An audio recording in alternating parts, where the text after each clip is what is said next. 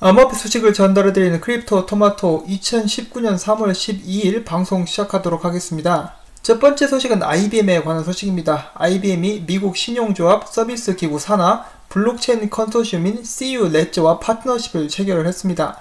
이를 기반으로 CU 레저는 블록체인 기반의 신용조합 솔루션을 구축한다는 방침이고요. 레저 측에서 말하기를 신원인증, 결제 등 블록체인 솔루션을 신용조합 업계 전반에 도입해서 새로운 비즈니스 모델과 워크플로우를 구축할 수 있다라고 설명을 했습니다. CU 레저는 지난해 R3에 합류한 바가 있고요. 정말 끝을 모르고 퍼져나가며 성장하고 있는 IBM의 블록체인 산업을 여러분들은 보고 계십니다.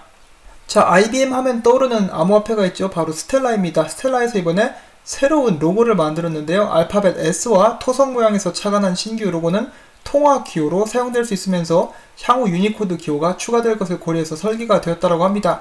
자, 그러면 그 로고 어떻게 생겼는지 한번 보도록 하겠습니다. 자, 이렇게 생겼습니다. 잘 만들었죠? 토성같이 생기기도 했고요. 기존 로고보다 훨씬 더 심플한 그런 모습을 보여주고 있습니다. 로켓보다 어쩌면 이게 더 세련됐다라고 볼 수가 있겠죠? 자, 아무튼 스텔라의 새로운 로고 여러분들께 보여드렸습니다. 자, 그 다음 암호화폐 시장의 문제점에 대해서 잠깐 보도록 하겠습니다. 수면 위로 떠오른 암호화폐 거래소 소송전. 중소형 암호화폐 거래소들과 이용자 간 법적 공방이 수면 위로 떠올랐다.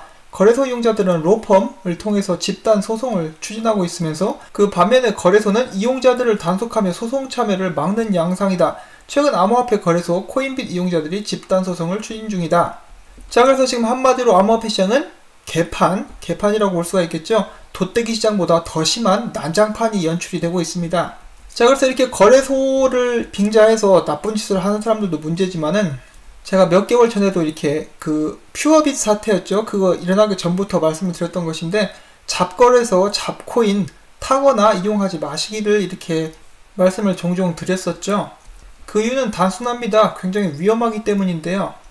이것은 사람들이 보통 하이리스크 하이리턴이라고 이야기를 하는데 이거 하이리스크 넘어서 정말 거의 도박 수준이기 때문에 좀 위험하다라고 이렇게 말씀을 드린 것인데, 물론 이용하신 분들은 이제 큰 돈을 벌 수 있는 기회로 보여서 아마 들어가셨을 거예요. 그런 점을 저도 이렇게 잘 이해를 하고 있는 부분인데, 그렇지만 결과는 굉장히 좋지 않죠. 돈을 벌고 싶어서 들어갔는데 돈도 날리고 시간도 날리고 스트레스는 스트레스대로 받고 얻는 것보다 잃은 것이 더 많은, 그래서 만약에 이 소송을 이겨도 본전이겠죠.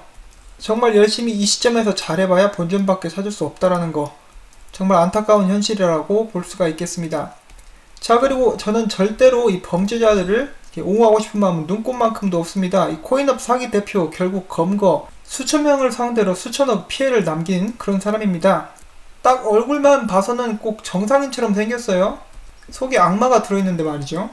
자, 이 사람이 무슨 짓을 했느냐. 현직 대통령 사진까지 마음대로 합성을 해서 투자자들을 끌어모았고요.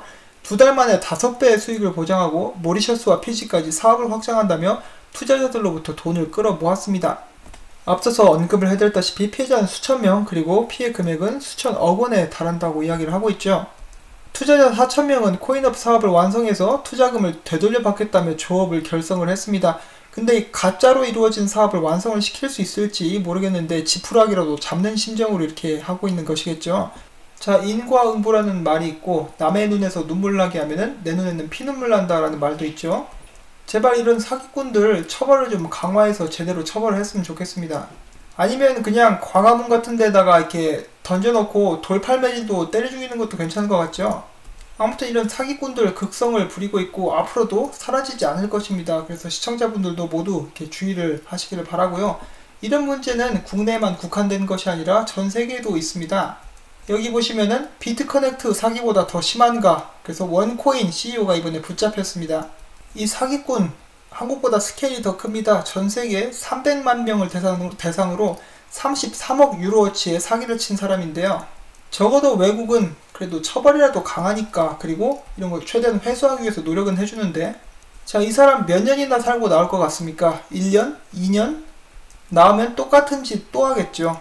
그래서 잡히면은 다시 한번 들어가서 쉬고 나왔다가 이제 사업구상 하겠죠. 감옥에서 이제 사업구상하고 파트너 결성도 하고 나와가지고 또 하고 들어갔다가 나와가지고 또 하고, 이것이야말로 진정한 요요 현상이 아닌가 싶은데, 이런 것을 막을 수 있는 근본적인 대책이 있으면 얼마나 좋을까 하고 생각을 해봅니다.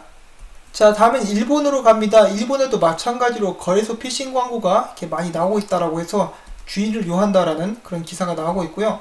일본 사이버 범죄 센터도 비트코인 피싱 이메일 주의보를 발령을 했고, 이제 어떤 이메일을 보내게 되는데 그 이메일의 제목에는 당신의 암호가 유출되었다라는 내용과 함께 파일 혹은 링크가 첨부되어 있으며 이에 접속하게 되면 악성 코드에 감염되거나 신용카드 정보 등이 유출될 수 있다라고 이야기를 하고 있습니다. 모르는 사람이 보낸 이메일은 절대로 열어보지 마시기를 바랍니다. 자, 그 다음엔 재탕에 재탕을 거듭하고 있는 갤럭시 S10에 관한 기사가 또 나왔습니다. 여기 보시면은 잠깐만 보고 넘어가도록 하겠습니다. 갤럭시 S10 블록체인 월렛 무슨 기능을 갖고 있을까? 18종의 암호화폐와 4종의 D앱이 이제 사용이 될 수 있다라고 이야기를 하고 있는데, 엔진 월렛을 사용하게 된다면 주요 암호화폐 800개를 이제 저장을 할 수 있게 되고요. 그 다음에 암호화폐로 보상을 받을 수 있는 뷰티 SNS 코스미, 세계 최초 블록체인 게임 D앱인 크립토 키티, 그 다음에 이더리움으로 월세를 낼 수 있나, 암호화폐 QR코드도 가능한 코인덕. 여기서 코인덕 같은 경우는 지난 2018년 1월에 출시된 세계 첫 이더리움 기반 결제 서비스고요. 서비스 1년 만에 전국에 1000여 개의 가맹점을 모았습니다. 이는 스위스 주크의 크립토 밸리보다도 더 많은 가맹점 수라고 하고요. 지난해 12월부터 삼성전자의 스타트업 육성 프로그램인 C랩에 선발된 코인덕은 이후에 삼성전자와 암호화폐 결제 서비스를 구축하기 위해서 긴밀히 협업을 해왔다고 합니다. 이미 코인덕은 전국 가맹점을 대상으로 1년간 서비스를 안정적으로 운영을 해왔고요. 결제 수수료도 거래 금액에 상관없이 1%로 카드 수수료 대비 크게 저렴하다라고 이야기를 하고 있습니다. 자, 이런 부분을 봤을 때 대한민국에도 좀 빛이 비치는 것 같죠?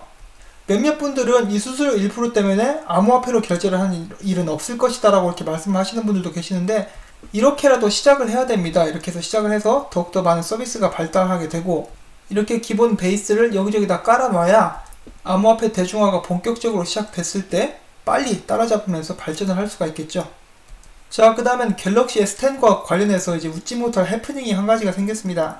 바로 이 저스틴 선과 관련된 일인데요. 삼성 갤럭시 S10에 암호화폐 지갑이 탑재가 되어 있다는 소식이 나고 나서 저스틴 선이 삼성 모바일에게 이런 트윗을 남겼습니다. 축하한다 삼성, 암호화폐 지갑 탑재 등 정말 대단한 발전이라고 볼 수가 있는데, 그러나 세계에서 가장 탈중화가 잘 된 트론과 BTC 토큰을 지원하는 것이 이제 나와있지 않은 것 같은데, 삼성은 이 토큰들을 지원할 수 있도록 노력을 해야 된다, 이런 식으로 이야기를 했더니 삼성 모바일에서 뭐라고 답을 했느냐? 아니, 안 할 건데 우리는 개인정보를 사용하고 저작권을 침해하기 위해 만들어진 토큰을 절대로 지원하지 않을 거야 라고 이렇게 이야기를 했습니다. 자, 이거 뭐 거의 돌직구라고 볼 수가 있겠는데, 이 트윗을 제가 찾아보려고 했는데 삭제가 된 상태더라고요.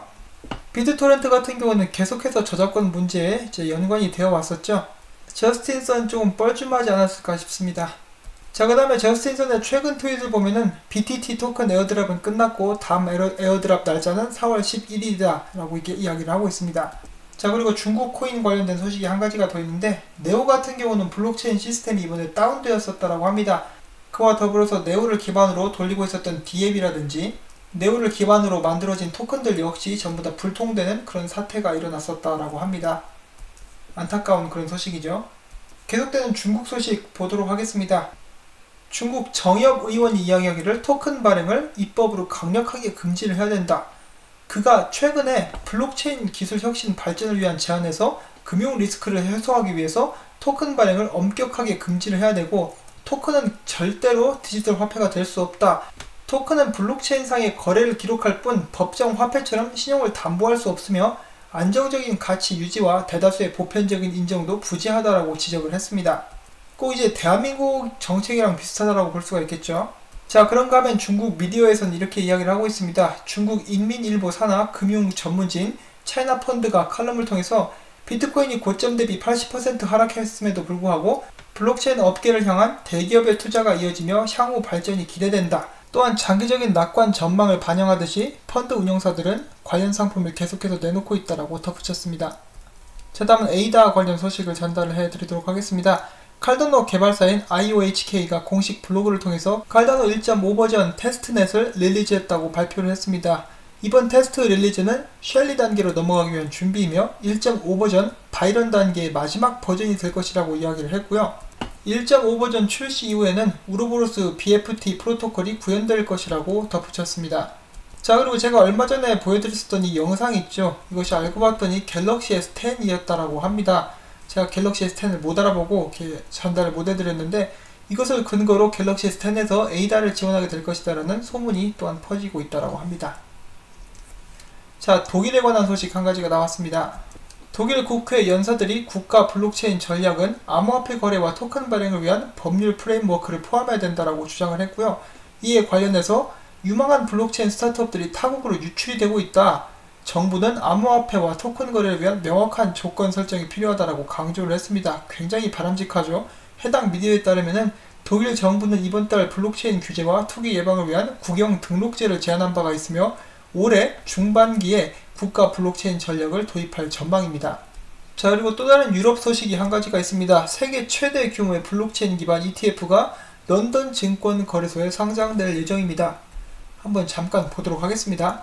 암호화폐 커뮤니티의 대부분이 비트코인 ETF를 기대하고 있는 가운데 8천억 달러가 넘는 자산을 운영하는 독립투자 관리 회사인 인베스코가 세계 최대 블록체인 중심 ETF 출시를 발표를 했습니다. 제로헤지에 따르면 이 블록체인 중심의 ETF는 블록체인 기술을 사용하는 48곳의 다른 회사로 구성되는 포트폴리오를 포함한 것이라고 합니다. 예로는 암호화폐 채굴 장치 생산하는 대만의 TSMC, 그리고 최초로 비트코인 선물 시장을 출시한 미국의 규제된 거래소 CME 그룹이 있고요. 이것은 65 베이시스 포인트 관리 수수료를 받을 것이고, 애플, 인텔, 그리고 AMD와 같은 다른 업체들도 포함하게 될 것이라고 합니다. 엘우드의 CEO 빈레는 금융 서비스 회사들이 이 기술을 활용하기 시작했지만 우리는 블록체인 기술이 여러 산업에 걸쳐 더 많이 활용될 수 있기를 기대한다고 말하면서 블록체인 기술의 잠재력을 활용하는 범위는 암호화폐를 넘어선다 라고 이렇게 밝혔습니다. 비록 시장에 다른 블록체인 기반 ETF들이 있지만 이들은 대부분은 비교적 적은 자본을 유치했으며, 특히 투자자들은 월가의 업체들이 암호화폐와 그 뒤에 초기 기술에 베팅하는 것에 대해서 관심을 보였습니다.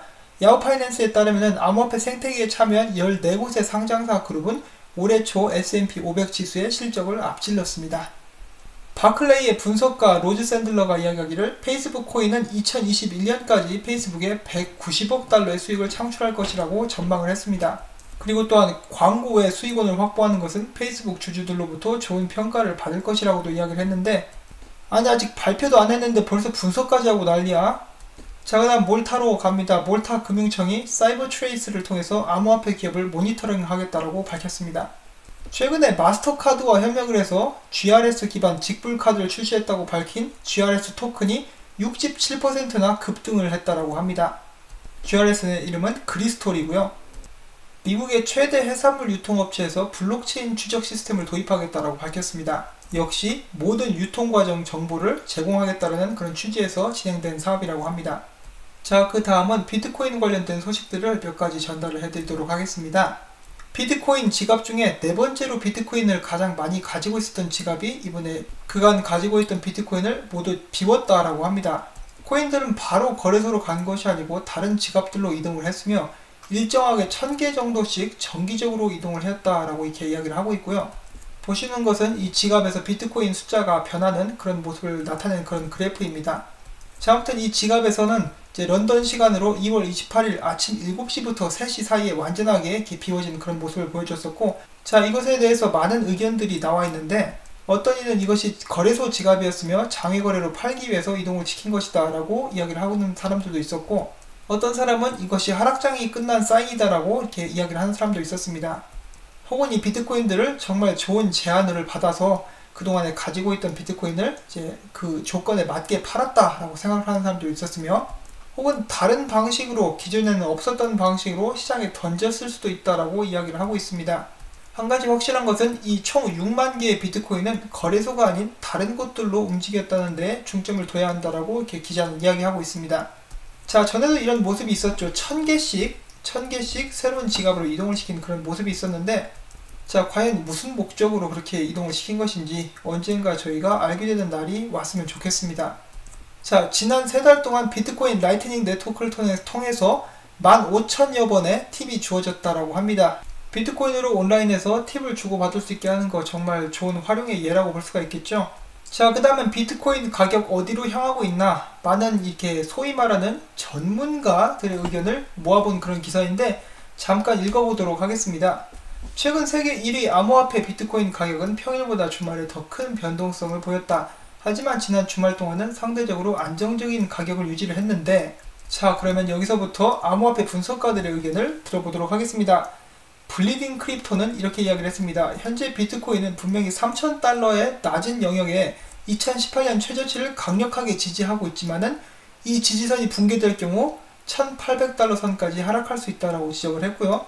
또 다른 암호화폐 분석가인 유비라는 유저는 비트코인이 현재의 저항선인 4,000달러를 넘어설 경우 4,200달러 지역까지 상승할 수 있다.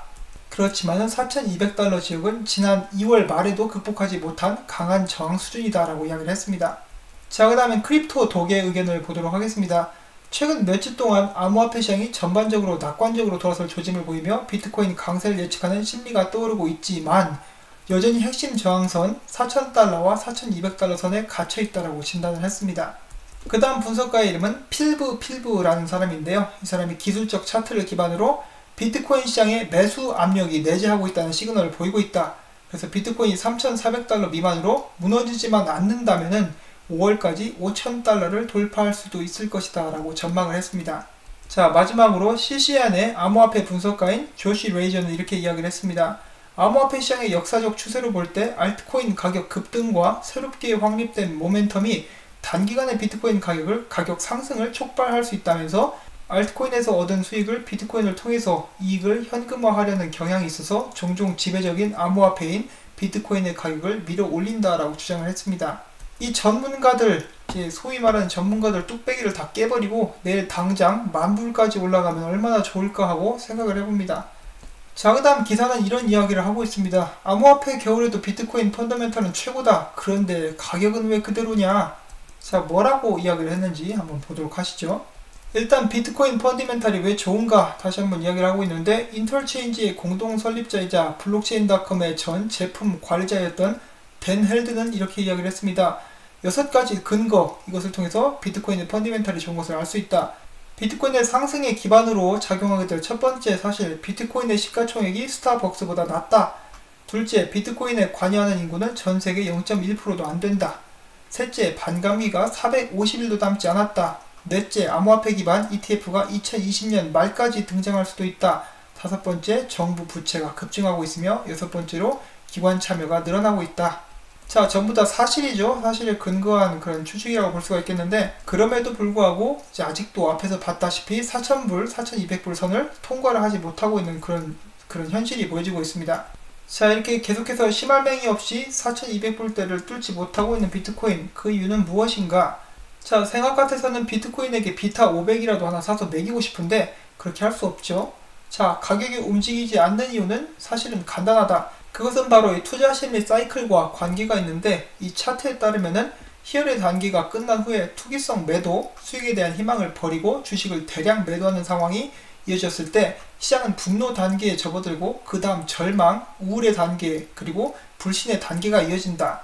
전문가들은 많은 사람들이 아직 더 낮은 저점이 올 것이라고 생각하고 최근 암호화폐 업계의 진전들에 특별한 의미를 두고 있지 않기 때문에 마지막 단계에 있다고 주장하고 있다. 앞서서 잠깐 소개를 해드렸었던 크립토도, 이 개같은 이름을 가지고 있는 유명 비트코인 트레이더도 최근 이것에 대해서 다루었는데, 비록 사람들의 심리가 상승에 더 무게를 두고 있지만 여전히 곧 무너질 수 있다는 생각이 남아있기 때문에 시장이 불신 단계에 있을 가능성이 높다고 말했습니다. 그 말인 즉슨 우리는 곧 있으면 상승장을 맞이하게 될 수도 있다라고 이렇게 해석을 할 수도 있겠죠. 자, 보통 세력들은 저희들이 상상할 수 없는 많은 사람들의 그런 예측을 뒤엎는 방향으로 움직인다라고 이야기를 하고 있습니다. 지금 상황을 보면은 더 떨어질 거라고 믿는 사람들도 있고 바닥은 이미 끝났다라고 믿고 있는 사람들도 많죠. 이 균형이 깨질 때까지 횡보를 하려는 것은 아닌가 하는 그런 생각도 들긴 하는데, 한 가지 확실한 것은 비트코인 상승장은 다가오고 있다. 한번 찍고 들어올리든 아니면 지금 들어올리든 그 점에 관해서는 많은 사람들이 동의를 하는, 거의 모든 사람들이 동의를 하는 그런 부분이 아닌가 싶습니다. 저는 그날이 하루빨리 오기를 바라면서 영상을 마치도록 하겠습니다. 제 영상이 도움이 되셨다면 꼭 구독과 좋아요, 그리고 제가 계속해서 이런 정보들을 모아서 여러분들께 전달을 해드릴 수 있도록 영상에 첨부되어 있는 광고들을 처음부터 끝까지 꼭 시청해 주시기를 부탁을 드리고 싶습니다. 제가 매번 말씀드려서 지겨우실 수도 있겠지만은 찰스 호스킨슨이 맛있는 음식을 먹으면서 힘을 내듯 저는 광고를 먹어야만 힘이 나고 이 채널 유지를 할 수가 있습니다. 시청해주신 여러분들께 진심으로 감사를 드리면서 저는 다음에 또 새로운 소식 들고 찾아뵙도록 하겠습니다. 안녕히 계십시오.